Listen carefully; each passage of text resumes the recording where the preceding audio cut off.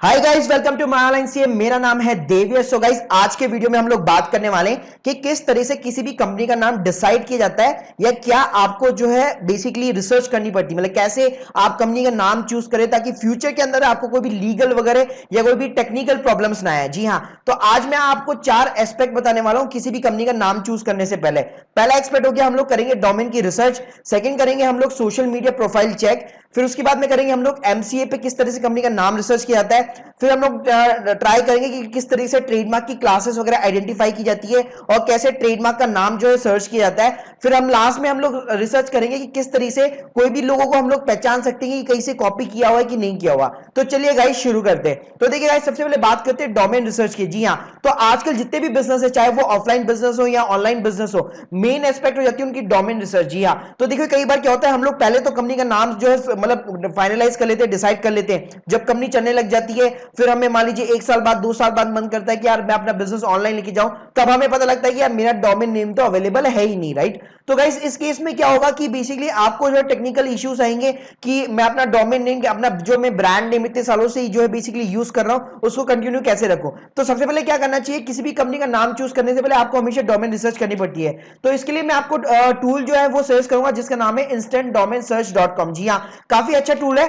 आप कोई सा भी यहाँ पे ब्रांड नेम लिखते हैं, ऑटोमेटिकली आपको बता देता है कि यहाँ पे आपका .com अवेलेबल है या .in अवेलेबल है या कौन कौन से जो एक्सटेंशन है वो अवेलेबल है। तो मान लीजिए आप अगर इंडिया से बिजनेस कर रहे हैं तो आपको हमेशा ध्यान रखना पड़ेगा कि आपका .in जो डोमेन नेम है वो हमेशा आपका अवेलेबल होना चाहिए। अगर आप ग्लोबल तरीके से बिजनेस करना चाहते हैं तो .com जो है आपका हमेशा अवेलेबल रहना चाहिए यहाँ पे। उसके बाद मैं बात करूंगा सोशल मीडिया की। अब देखिए, अगर डोमेन आपको मिल गया है तो आपको हमेशा ये भी ध्यान रखना पड़ेगा कि आप फेसबुक पे प्रोफाइल बना सकते हैं या ट्विटर पे अपने नाम से, अपने ब्रांड नेम से प्रोफाइल बना सकते हैं, या जो उसका यूजर नेम है वो सिलेक्ट कर सकते हैं कि नहीं। यूजर नेम क्या होता है, जनरली क्या होता है, जैसे फॉर एन एग्जांपल, जैसे मैं अगर अपनी फेसबुक प्रोफाइल की बात करूं तो facebook.com/myonlinec.in, तो ये बेसिकली हमारी कंपनी का यूजर नेम हो गया।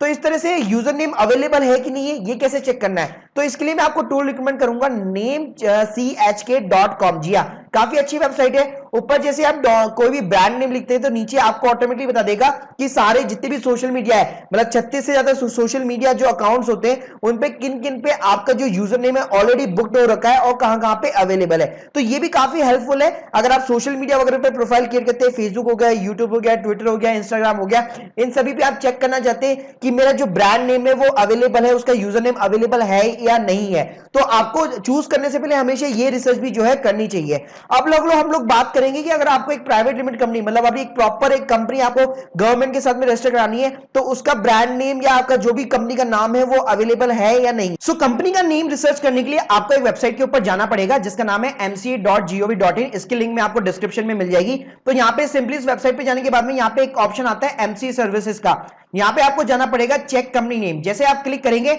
इस टाइप का एक टैब खुल जाएगा आपके सामने और यहाँ पे आपको डालना पड़ेगा कंपनी का नेम। तो कंपनी का जो ब्रांड नेम है, मतलब आप जो भी ब्रांड नेम रखना चाहते हैं उसके आप 3 से 4 लेटर यहाँ पे डाल सकते हैं। और उसके अलावा भी मान लीजिए अगर आपने बहुत सारे नाम भी सोचे हुए तो आप वो सारे नाम भी यहाँ पे एक साथ डाल सकते हैं। सिंपली नाम डालने के बाद में सिंपली आपको यहाँ पे सर्च बटन के ऊपर क्लिक करना है। जैसे आप क्लिक करेंगे आप यहाँ पे नीचे देख पाएंगे कि इस नाम से ऑलरेडी इंडिया के अंदर कोई लीगल कंपनी रजिस्टर्ड है कि नहीं है, या लीगली किसी और ने इस नेम के लिए अप्लाई किया कि नहीं है। तो यहाँ पे आप देख सकते हैं myonlinec टेक्नोलॉजीज प्राइवेट लिमिटेड के नाम से ऑलरेडी एक कंपनी यहाँ पे रजिस्टर्ड है, लेकिन myonlinec.com प्राइवेट लिमिटेड के नाम से किसी ने नेम के लिए अप्लाई किया है लेकिन यहाँ पे कंपनी रजिस्टर्ड नहीं है। तो यहाँ पे आपको दोनों चीजें पता लग जाती है, एक की कंपनी रजिस्टर्ड है कि नहीं है, या किसी और ने नाम के लिए अप्लाई किया है या उसको सिक्योर कर रखा है कि नहीं कर रखा, राइट। तो यहाँ पे आपको दोनों चीजें पता लग जाती है। तो कोई भी अगर आप अपनी कंपनी का नाम रखते हैं तो हमेशा ध्यान रखिएगा आपकी कंपनी का नाम या आपके बिजनेस का नाम किसी और की कंपनी के रजिस्टर्ड नाम से कॉन्फ्लिक्ट नहीं होना चाहिए, वरना फ्यूचर में आपको नोटिस भी जो है यहाँ पे मिल सकता है। तो आपको हमेशा इस बात का ध्यान रखना है,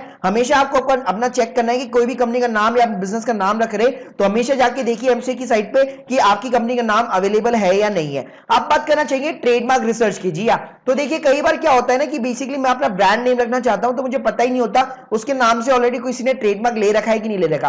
तो सबसे पहले आपको यहाँ पे ट्रेडमार्क क्लास की जानकारी होनी चाहिए। अब ये ट्रेडमार्क क्लासेस क्या होती है, तो बेसिकली ट्रेडमार्क क्लासेस क्या होती है, आप जिस भी इंडस्ट्री के अंदर काम कर रहे होते हैं 45 क्लासेस होती है, तो आपको पता करना होगा कि आपका जो बिजनेस है वो कौन सी कैटेगरी के अंदर फॉलो करता है। तो यहाँ पे मैंने एक लिंक लगा रखी, ये लिंक आपको डिस्क्रिप्शन के अंदर मिल जाएगी। यहाँ पे सिंपली आपको कंट्रोल F दबाना है और आप जिस भी इंडस्ट्री के अंदर काम करते हैं, फॉर एन एग्जांपल मेरा बिजनेस जैसे लीगल सर्विसेज के अंदर है तो आप देख सकते हैं मुझको ऑटोमेटिकली बता दिया इसने कि क्लास जो 45 है उसके अंदर आपका बेसिकली फॉल करता है। तो इस तरीके से आपको ढूंढना पड़ेगा। मान लीजिए अगर आप क्लॉथिंग वगैरह के बिजनेस में, तो आप जैसे यहाँ पे क्लॉथिंग सर्च करेंगे तो आपको दिखा देगा क्लास जो 25 है उसके अंदर मेरा बिजनेस जो है फॉल करता है। तो इस तरीके से आपको अपनी जो है क्लास ढूंढनी पड़ेगी। जैसे एक बार आपको क्लास मिल जाती है कि आपने फाइनेंस कर ली कि मेरे को 25 कैटेगरी के अंदर, या जैसे मेरा लीगल सर्विस है तो 45 कैटेगरी के अंदर मेरा बिजनेस फॉल करता है। आप क्या करना है, सिंपली आपको गूगल करना है ट्रेडमार्क पब्लिक सर्च। तो जैसे आप सर्च करेंगे आपको एक वेबसाइट मिल जाएगी iponlineindia.gov.in, मतलब गवर्नमेंट की प्रॉपर वेबसाइट है। यहाँ पे क्या करना है, आपको सिंपली अपना ब्रांड नेम डालना है। ब्रांड नेम डालने के साथ में यहाँ पे आपको नीचे क्लास डालनी पड़ेगी।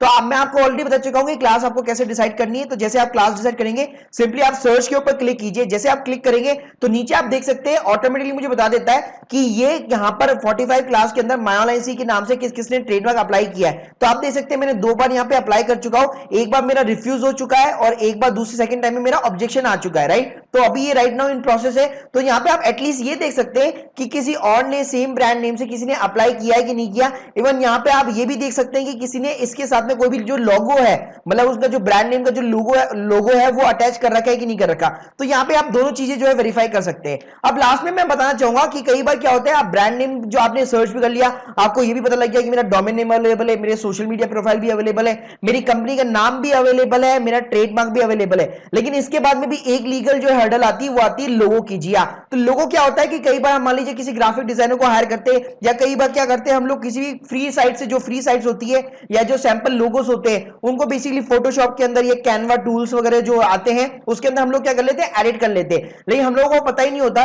कि ये जो ब्रांड नेम होता है या जो लोगो होता है वो किसी और ने ऑलरेडी रजिस्टर करा रखा होता है। तो अब इसकी जानकारी कैसे ले, तो सिंपली क्या करना है, आप जो भी आपने लोगो बनाया है ऑलरेडी या आपको ग्राफिक डिजाइनर से मिला है, अगर आप चेक करना चाहते हैं ये कॉपी पेस्ट आइटम है या नहीं है, तो सिंपली आप उसको सेव कर लीजिए। सेव करने के बाद में अपना क्रोम ब्राउजर खोलिए, इसको बेसिकली नई टैब खोलिए। नई टैब खोलने के साथ में यहाँ पे क्या करना है, आपको यहाँ पे उठा के इसको यहाँ पे क्रोम जो टैब होती है उसके अंदर यहाँ पे इंसर्ट कर देना है। तो हम यहाँ पे देख सकते हैं ऑटोमेटिकली इस टाइप की एक लिंक मिल जाती है। फिर यहाँ पे आपको लेफ्ट क्लिक करना है, यहाँ पे क्लिक करना है search Google for the image. तो देखिए अभी तक आपने नॉर्मल आप गूगल सर्च जरूर करते होंगे, जो भी क्वेरीज आपकी होती है आप वो टाइप करते हैं, लेकिन यहाँ पे मैंने क्या किया, यहाँ पे मैंने पूरी की पूरी एक इमेज अपलोड कराई है। तो यहाँ पे आप देख सकते हैं इमेज अपलोड कराने के बाद में गूगल का ये टूल मुझे ऑटोमेटिकली बता देता है कि ये जो इमेज है आपकी, ये पर्टिकुलर लोगो है वो कितनी सारी वेबसाइट के ऊपर अवेलेबल है ऑलरेडी। मतलब ये क्या हुआ है, कॉपी पेस्ट लोगो है, राइट। तो बेसिकली ये आप देख सकते हैं कि कोई भी जो लोगो है वो अगर कहीं से कॉपी पेस्ट मारा हुआ है तो आप देख सकते हैं कि कहां से कॉपी पेस्ट मारा हुआ है, कितनी वेबसाइट के ऊपर ऑलरेडी ये लोगो वगैरह अवेलेबल है, अपलोडेड है। तो ये गाइस आपको हमेशा ही ध्यान रखना चाहिए कि आपका जो ब्रांड नेम है, आपका जो भी आप लोगो रखना चाहते हैं, वो हमेशा किसी भी और अदर बिजनेस के साथ में कॉन्फ्लिक्ट जो है करना नहीं चाहिए। इसके अलावा मैं 2-3 आपको और टिप्स देना चाहूंगा। कई लोग कंफ्यूज ये होते कि मेरा जो ब्रांड नेम है या मेरा कंपनी का नाम है जो है वो अलग अलग हो सकता है कि नहीं हो सकता, क्योंकि कई लोग क्या करना चाहते हैं कि कंपनी का नाम एक रख लिया और उसके अंदर बहुत सारे ब्रांड अलग अलग जो है लॉन्च करना चाहते हैं। तो बिल्कुल ये पॉसिबल है। फॉर एन एग्जांपल जैसे 197 कम्युनिकेशन लिमिटेड, ये क्या हो गया, ये कंपनी का नाम हो गया, लेकिन इसका ब्रांड नेम क्या है, वो है पेटीएम। जैसे पेटीएम मॉल हो गया, पेटीएम मनी हो गया, पेटीएम वॉलेट हो गया। तो ये अलग अलग ब्रांड नेम्स हो गए, लेकिन ये सारे रन कर रहे हैं एक ही कंपनी के अंदर। इसी तरह बहुत सारी कंपनीज है जो अपनी कंपनी का नाम तो अलग लगती है, लेकिन उसका जो ब्रांड नेम होता है वो भी अलग रहता है, राइट। तो ये दोनों डिफरेंट हो सकते हैं, वहां पे कोई भी इश्यू वाली बात नहीं है। आप सिंपली अपनी कंपनी का नाम रिसर्च कीजिए एमसीए के ऊपर कि वो अवेलेबल है कि नहीं है, और आपका ब्रांड नेम है वो आप सर्च कीजिए, उसकी डोमेन नेम्स या उनका जो ट्रेडमार्क है और या उनका जो लोगो है वो कॉन्फ्लिक्ट कर रहा है कि नहीं कर रहा। तो गाइस ये सारी जानकारी थी जो मैंने आपको इस वीडियो के अंदर बताई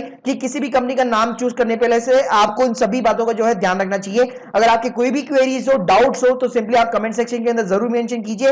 अगर आपको ट्रेडमार्क रजिस्टर कराना है तो सिंपली विजिट कीजिए www.myonlineca.in और आज ही अपनी कंपनी का ब्रांड नेम और लोगो हमारे साथ में रजिस्टर कीजिए। Thank you guys, thank you very much.